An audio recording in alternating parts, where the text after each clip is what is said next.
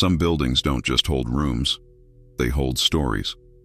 I had heard rumors that no one stayed on the 11th floor for more than a week, that the lift would stop there even when no one pressed the button. I didn't believe any of it. Superstitions never scared me. Maybe I thought I was stronger than whatever hid in the shadows.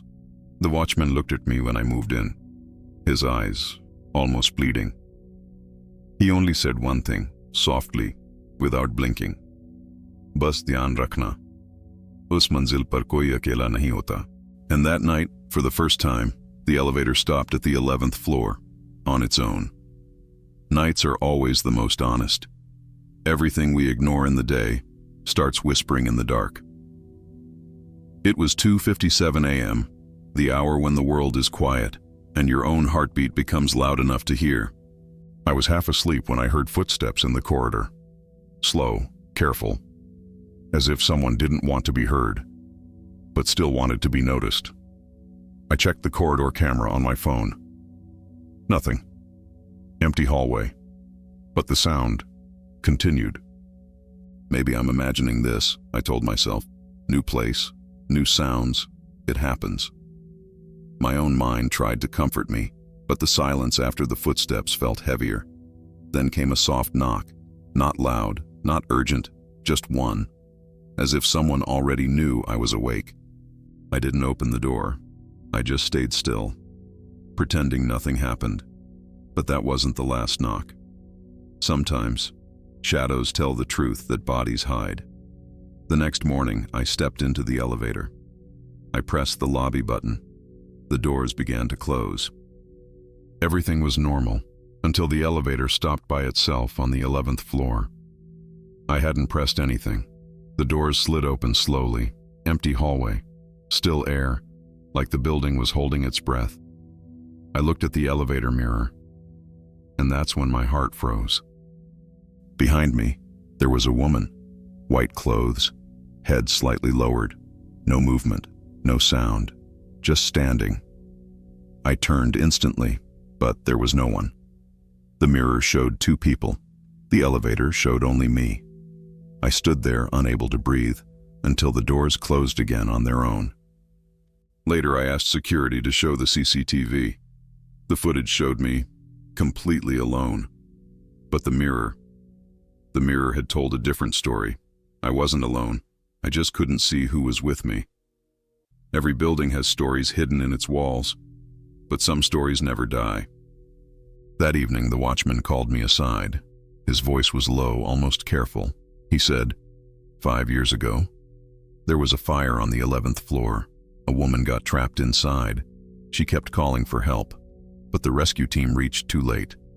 He paused, eyes lowered. She didn't leave peacefully.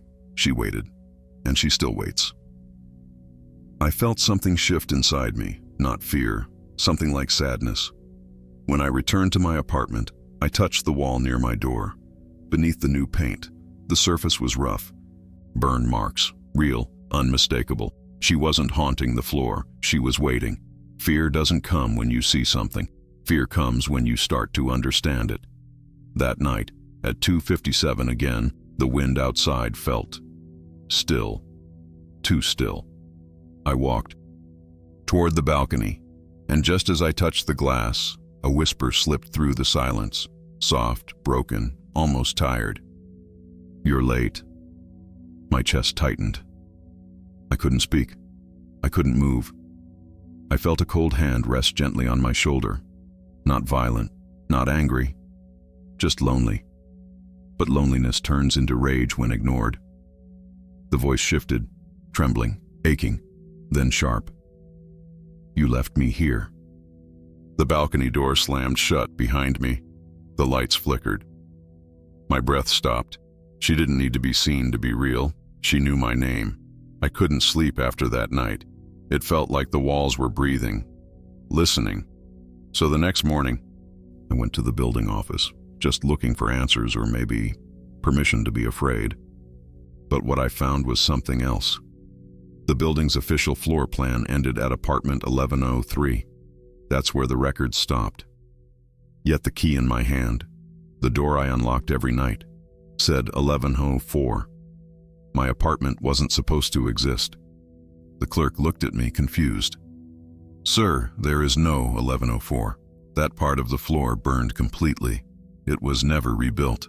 My heart dropped. I remembered the whisper, the footsteps, the reflection in the elevator. I wasn't living in someone's space. I was living with someone. The room I called my home was a memory, and I was the visitor. That night, I didn't turn on the lights. Somewhere inside, I understood. Light couldn't protect me from something that didn't live in darkness, but in memory. The apartment felt colder. Every step echoed like I was walking through someone else's footsteps. The air carried the faint smell of burnt wood, and something familiar, loneliness. Then I heard it again, a whisper, not from the balcony this time, but from behind me. "You came back, just like I waited." I didn't move. I didn't breathe. Her voice wasn't angry now. It was tired, a voice that had waited too long for someone who never arrived.